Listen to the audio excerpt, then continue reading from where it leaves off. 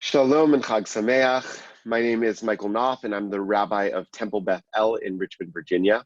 It's wonderful to be able to do a little bit of learning with you as we welcome in the Shavuot holiday, wherever you are in cyberspace. I hope that you and your loved ones are well, and I'm really grateful for the opportunity to learn together. So let's jump into it. What I want to talk about tonight is something that is very present within our tradition, but is often unanalyzed, and therefore we don't take opportunities to glean it for what it really means for our world and for our lives. And that is the idea of Yerushalayim Shel Ma'ala, the idea of the heavenly Jerusalem. Now you might be saying to yourself, how is that present within Jewish tradition? I mean, I've never heard of that. You actually have, even though you may not realize it. And so I'll show you how and why that is. I have a source sheet that I'm going to be referring to throughout this presentation.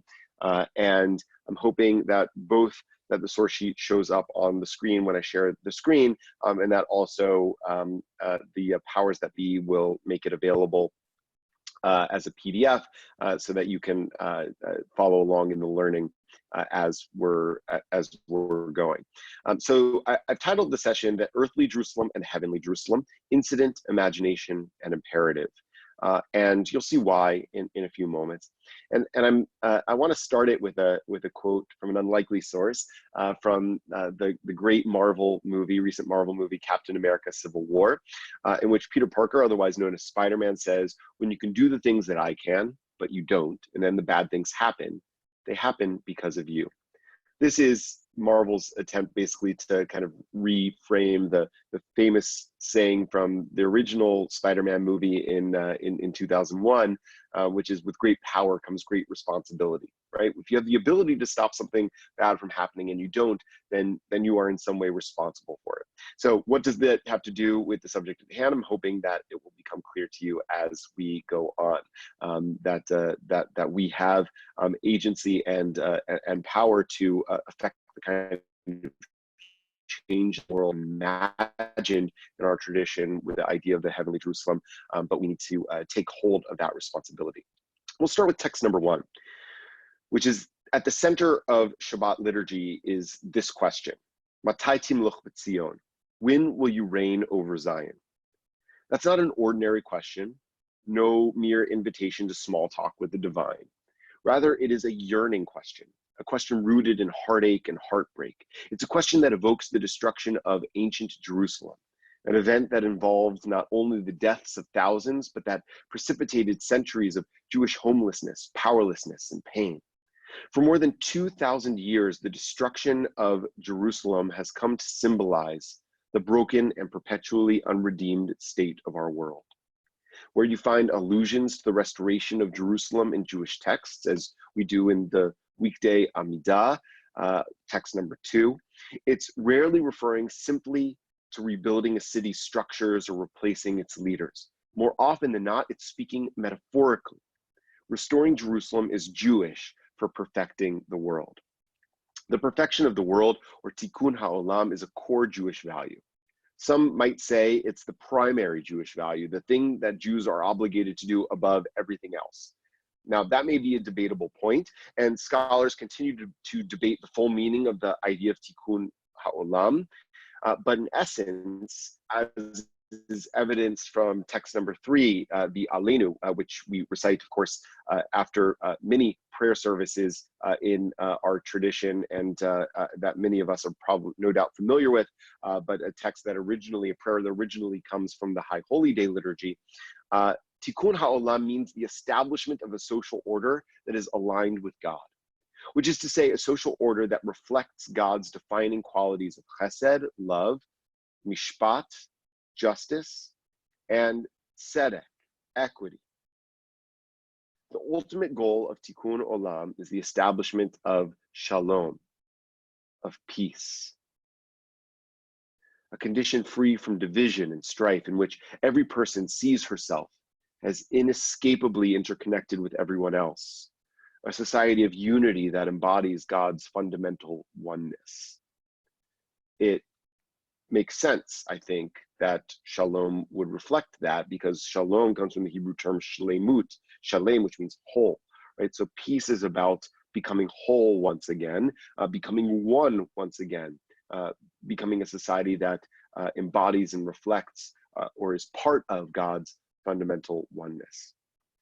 So it's of course hard to imagine a society governed by human beings which could look like this. After all, even when ancient Jerusalem stood, things were rarely ideal. According to tradition, the city's ruin in antiquity was the result of unchecked hatred, pervasive injustice, and rampant violence. And still today, when we have been blessed to see the building of a modern Jerusalem upon the city's former ruins, Jerusalem is both resplendent and fraught. It has magnificent contemporary structures and institutions, and at the same time is plagued by modern city problems, insufficient housing, and rampant poverty. It's both the beating heart of Jewish spirituality and also the epicenter of interreligious strife among Jews. The meaning of the Hebrew name Yerushalayim means city of peace, and yet Jerusalem remains a primary source of the intractable conflict between Israelis and Palestinians. That's why our common ancestors envisioned that the world would only attain true perfection when God herself were sovereign over it.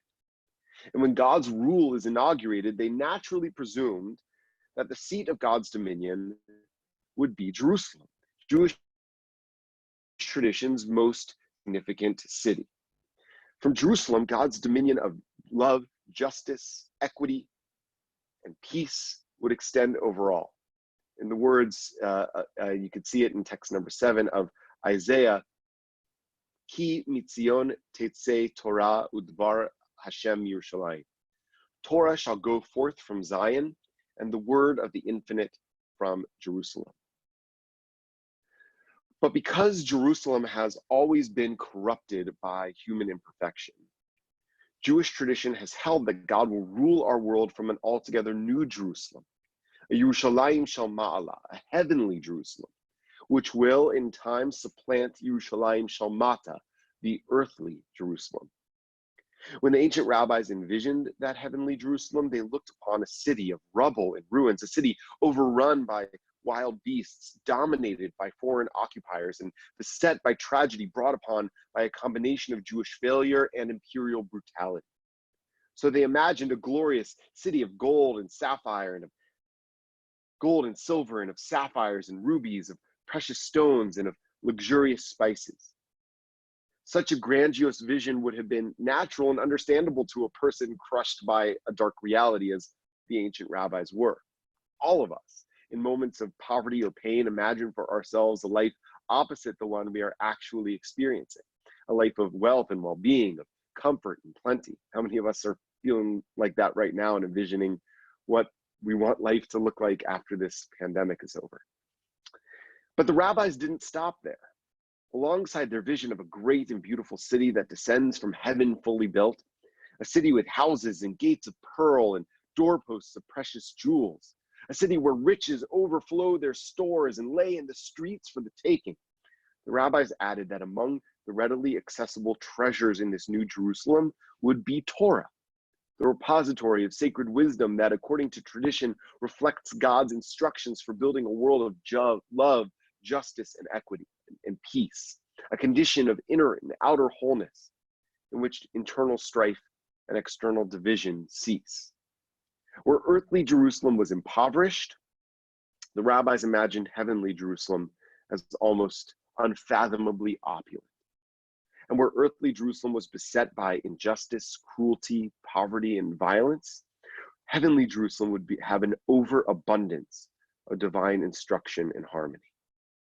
In other words, the rabbis envisioned that the earthly Jerusalem and the heavenly Jerusalem were negative images of each other.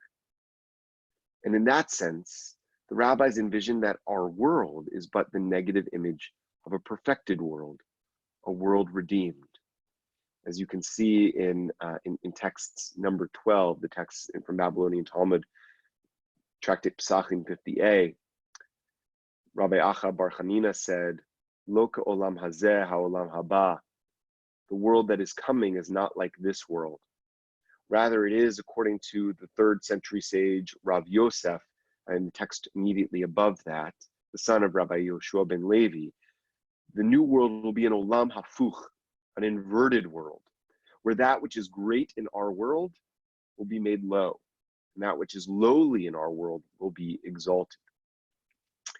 If the heavenly Jerusalem is the rabbinic vision of a new world order, it's worth spending a few moments, I think, exploring what they imagine that order would look like. And I think that there are 3 major components: radical inclusion, social justice, and pervasive peace. Let's discuss each of those in turn. First, let's talk about radical inclusion. Among the prophecies associated with the heavenly Jerusalem is that it will be big enough to include everyone in the world. The earthly Jerusalem is today about 50 square miles. In the earlier eras, it was much smaller. But according to the 2nd century sage, Rabbi Joshua ben Levi, and you can see this text, text number 13, also from Tractate Pesachim, page 50a, the heavenly Jerusalem will be so large that a horse running from one side of the city in the morning will not arrive at the other side until midday. I actually did the math here, and that means if we were talking about the world's fastest horse running on the day with the least amount of daylight, Jerusalem would be about 275 miles across. Larger, of course, if it were galloping on the day of the summer solstice, about 385 miles across. The traditional commentaries, unfortunately, don't clarify that point. But the numbers are not really what's important here. What rabbinic tradition is trying to say is that while the earthly Jerusalem is notorious for not being large enough to accommodate all the people who might otherwise want to live there, the heavenly Jerusalem is large enough to include everyone. The heavenly Jerusalem has space and a place for all people. Underscoring this point for the rabbis are the words of Psalm 122, which you can see in text number 8, which the rabbis understood this psalm not as a description of the Jerusalem that was or is, but rather of the Jerusalem that one day will be. And you can see that in part in text number 9, which has a midrash on Psalm 122. But the psalmist in Psalm 122 writes, "I rejoiced in those who said to me, 'Let us go to God's house.' Our feet were standing in your gates, Jerusalem, a Jerusalem that is built as a city that is joined fast together, where the tribes of God, make pilgrimage." Earthly Jerusalem was famously a hotbed of division and strife, a place whose sanctity was contested by various Israelite tribes, the point of rupture that resulted in 10 lost tribes, and later ground zero for interreligious sectarian violence among Jews. Earthly Jerusalem was in ancient times most likely not a city that felt welcoming or inclusive. For many, receiving an invitation to Jerusalem was not an occasion, as the psalmist says, for joy, but rather anxiety and trepidation. Who knew what kind of hostility one might encounter among the fractiousness that existed within its gates? The sense that Jerusalem could not accommodate everyone has persisted throughout history and remains true today.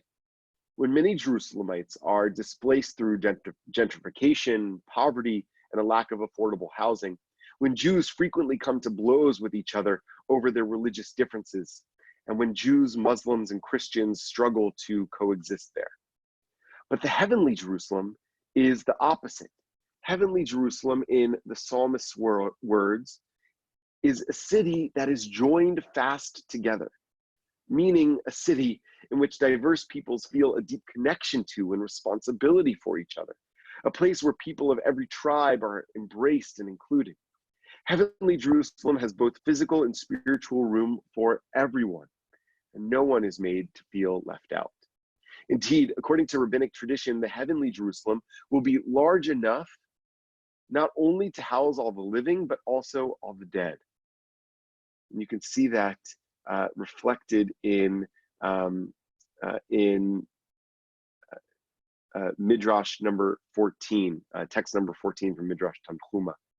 A core principle of rabbinic faith is that God will one day resurrect the dead from the first human being onward and bring them to Jerusalem. I also did the math here. That's a lot of people, over 100 billion, if you count every person that's ever lived. But tradition holds that God will make space in the New Jerusalem for all of them. Yes, heavenly Jerusalem will have plenty of room, room for the living as well as the dead, for the whole as well as for the broken, for she who is well off and also she who has fallen, for she who is healthy and also she who is infirm, for she who is free and also for she who is oppressed. The expansiveness and inclusivity of the heavenly Jerusalem extends not only to Jewish people, but also to all who dwell on earth. Rabbinic tradition takes the words of the prophet Micah, which you can see in text number 16, that in time to come, the peoples of all nations will say, "Come, let us go up to the mount of the infinite, to the house of the God of Jacob, that God may instruct us in God's ways and that we may walk in God's paths." To mean that in this future Jerusalem, Jew and non-Jew will sit down together at the table of brotherhood and sisterhood. And it takes the words of Isaiah, which you can see in text number 17. Isaiah says, "I will bring the foreigners to my sacred mountain and cause them to rejoice in my house of prayer. Their burnt offerings and sacrifices shall be welcome on my altar, for my house shall be called a house of prayer for all peoples." The rabbis take that to mean that in the heavenly Jerusalem, all of God's children will join hands as brothers and sisters. And just when you think God will put limits on that inclusion, Isaiah adds, "Yea, I will gather still more to those already gathered." God will defy your expectations and welcome even more people into the city's gates. And this heavenly Jerusalem is not just radically inclusive, but also thoroughly and perfectly just. The psalmist identifies Jerusalem as a place notable for its thrones of justice. That is to say, a city in which disputes between people are fairly and equitably adjudicated, in which social order is maintained because the rule of law prevails and resources are distributed equitably, and in which the moral order is maintained because all people are treated and nurtured as equals. It's fair to say, I think, that this picture has never accurately portrayed the Jerusalem of past or present. But in the same way that rabbinic tradition understands the inclusive Jerusalem of Psalm 122 to describe a Jerusalem that one day will be, so too does it hold the psalmist's vision of Jerusalem's justness to be prophetic.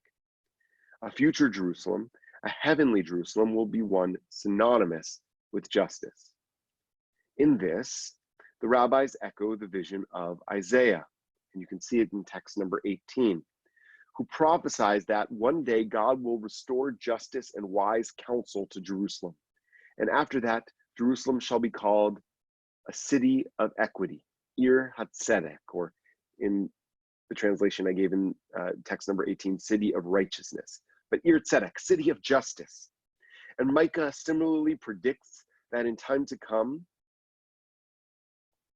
people will come to Jerusalem from all over the world. This is text number 16 again. And text number 15 as well. People will come to Jerusalem from all over the world, specifically to seek out the justice meted out in its gates, a perfect justice administered by a perfectly just God. Thus, God will judge among the many peoples and arbitrate for the multitude of nations, however distant. In this new Jerusalem, justice would be done justly, and Torah, which demands not only administrative justice and distributive justice, but also restrained compassion, will be readily accessible, freely taught, and passionately studied by all, Jew and non-Jew, instilling in all peoples a commitment to love and righteousness. Yes, in this perfectly just Jerusalem on high, no person will suffer want, for the distribution of resources will be fair. No person will suffer discrimination or oppression, because all will be honored as equals. And no person will suffer from an unfair verdict or unjust incarceration, because in this Jerusalem, judgment will be perfect. The embrace of full inclusion, coupled with the presence of complete and pervasive justice, will lead inexorably to the third characteristic of the heavenly Jerusalem, which is peace. Both Isaiah and Micah, in our source sheets, you can see these, and we have seen them, speak of a Jerusalem in which all the peoples of the world shall beat their swords into plowshares and their spears into pruning hooks.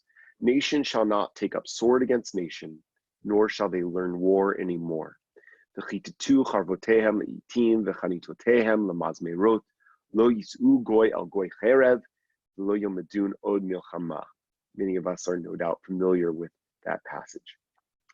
Again, it's fair to say that the earthly Jerusalem has never been the site of tranquil and harmonious relations between people. Isaiah and Micah are both describing a place not yet of this world, a city of peace, whose model inspires all people to lay down their arms, destroy their weapons, and transform their tools of human destruction into tools of human flourishing. According to rabbinic tradition, the peacefulness of Jerusalem is a direct result of its inclusivity and its justice. The 19th century Ukrainian scholar Malby notes, you can see this in text number 19 here, the need for war making is due to two things. One, when two peoples do not have a common law, when their legal systems are completely different, the sword will judge and decide between them. Two, to protect law and order within a country so that people do not rebel and throw off the yoke of rule. This heavenly Jerusalem will be comprised of all peoples from the most diverse backgrounds imaginable, right? It's not only Jews and non-Jews, but all people who have ever lived throughout history. It's impossible to imagine a more diverse population than that. Peace isn't possible without such radical inclusivity because, according to Malbim, divisions between people invariably lead to conflict. Peace only comes when people sense that they share more than they differ, right? If there were some people who were in Jerusalem and some people who were out, it would lead to conflict. So peace is only possible if everybody is there. But at the same time, members of a diverse society, even a society that's united under a common law, will inevitably clash. We see this all the time. But because the people in the New Jerusalem will be ruled with perfect and equal justice, the typical reasons for conflict and war will become obsolete. And since there will cease to be a need to wage war, people will beat their swords into plowshares and never again learn war. That the heavenly Jerusalem of Jewish tradition would be characterized by peace is unsurprising. The yearning for peace is an elemental human aspiration. For as long as our species has existed, we've lived under the threat of annihilation. How wonderful it would be, in the words of the prophet Micah, for every person to sit under her grapevine or fig tree with no one to make her tremble. That's why the desire to bring about peaceful coexistence is central to virtually every major religion, as it is in our Jewish thought and practice. 3 times a day, traditionally observant Jews pray for God to inaugurate a reign of universal peace in the world, right? We say at the end of the Amidah, Sim Shalom Ba'olam, place peace in the world. We say, Shalom Rav, Al Yisrael Amcha, Ve'al Kol Yoshvei Tevel, Tasim Le'olam, place a great peace over your people Israel and over all who dwell on earth. We say at the end of every Kaddish, Oseh Shalom B'Romav, Hu Ya'aseh Shalom Aleinu. May the one who makes peace on high make peace for us. And there are literally countless instances in which the dream of peace surfaces in Jewish texts and tradition. I could spend all day listing out all of those instances. But embedded in the Jewish aspiration for an elusive world peace, embodied by this idea of the heavenly Jerusalem, is actually practical instruction. Peace is possible for human beings to attain, but it requires the creation of a thoroughly inclusive and perfectly just society. As the Talmud teaches, the Holy Blessed One said, I shall not enter the Jerusalem above until I enter Jerusalem below. In other words, the advent of the heavenly Jerusalem depends on our making the earthly Jerusalem an inviting place for the indwelling of the divine presence, a place imbued with the godly qualities of loving inclusivity, justice, and equity, when every human being is welcome, and when justice reigns in the earthly Jerusalem, then the heavenly Jerusalem will finally be complete. Its establishment on earth not only possible, but inevitable. Why? Because in making the earthly Jerusalem godly, we transform it into the heavenly Jerusalem. This insight isn't simply true of Jerusalem. The persistent brokenness of the earthly Jerusalem is also pervasive and present in every city, and indeed all over the world. Remember then that restoring Jerusalem is Jewish for perfecting the world. Thus, heavenly Jerusalem is a model for a perfected world. And Jewish tradition insists that if we remake any and all of our cities in the image of God's love and justice, they will become the heavenly cities they were destined to be, and redemption will be at hand. Imagine for a moment what your city would look like if it were thoroughly inclusive and perfectly just. If we really ended the disparities that stem from systemic racism, if we welcomed and integrated immigrants and made truly inclusive cities, if we distributed resources equitably and ensured full legal equality for peoples of all backgrounds, if we truly cared about everybody's right to life, not just unborn babies, by affording universal access to quality, affordable health care, and granting sick leave for our workers, paid sick leave for our workers, keeping deadly weapons out of the hands of dangerous people, and curbing our seemingly insatiable appetite for endless war. We may not attain perfect harmony, but I think we would get pretty darn close. So Jewish tradition is urging us then not to simply wait for God to bring the heavenly Jerusalem to earth. We must not only pray for thy kingdom come, rather God is waiting. God is praying for us to do the work that will make heaven on earth. And that's why I also offer this text at the end of the source sheet from the Babylonian Talmud, Tractate Sanhedrin 98a. It's one of my favorite texts in all of the Talmud. It talks about Rabbi Yeshua ben Levi, who encounters Elijah and asks, when will the Messiah come? And Elijah says to him, go and ask him yourself. So Elijah tells him where the Messiah is. The Messiah is sitting outside the gates of Rome with the other cast-outs, the other lepers, the other people who are not allowed in the city. That is an intriguing and important dimension of the story, but one I'm not going to get into right this moment. I just want to get into the question that Rabbi Yeshua ben Levi asks the Messiah, says, when is the Messiah coming? When is the Master coming? And the Messiah says to him, today. So Rabbi Yeshua was really, ben Levi is obviously really excited about this. The Messiah is coming today. Great. Travels back to the land of Israel. Messiah hasn't come yet. He goes back to Elijah and tells him the story, right? Elijah says to him, what did the Messiah say to you? And the Messiah, Rabbi Joshua ben Levi says to him, the Messiah says that he lied to me because he said, I'm coming today, and he did not come. And Elijah said to him, this is what he said to you. He said that he will come today if you listen to his voice. In other words, the Messiah could be here, right? This perfected world could be here today if we accept God's invitation, if we listen to God's voice and build the kind of world, build the kind of society, the inclusive, just, harmonious, equitable, peaceful society that God envisions for us and that God wants for us.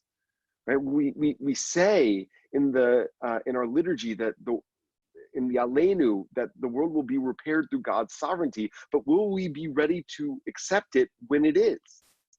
Will we be ready for it when it is? Will we accept it when it's here? These questions depend entirely on the work we do in advance. In a similar sense, Jewish tradition insists that we cannot simply wait for heaven to come to earth. We are responsible for making it possible. So on Shabbat, a day of peace in which we cease our often mindless labors in the world as it is to envision the world as it might be, the Jewish worshiper asks, when will you reign over Zion? This is the question of a person who looks at the world around her and sees everywhere evidence of a world unredeemed. It is, in the words of the great 20th century theologian, Rabbi Abraham Joshua Heschel, the question of a person who is not at home in this world, a being who cannot help but experience spiritual homelessness in the sight of so much suffering and evil. and who recognizes that in such a corrupt and broken world, God can never be at home either. And so the challenge and the task before us is therefore always to make of this world a place in which God truly intended for us to live, in which even God would be at home, a world of love, a world of justice, a world of peace. And as Peter Parker says, as Spider-Man says, right, when you have the power to make the bad things stop happening and you don't do it, they're happening because of you. We have the power to make of this world a better one. We have the power to repair the world. We have the power to inaugurate an era of inclusion and equity and justice and peace. And because we have that power, because it is within our power to make of this world heaven on earth, because we can, we must. That is the challenge and the opportunity at the heart of Jewish tradition and at the heart of this idea of the Yerushalayim Shel Ma'ala, that we can make heaven on earth. We can usher in a new and perfected era.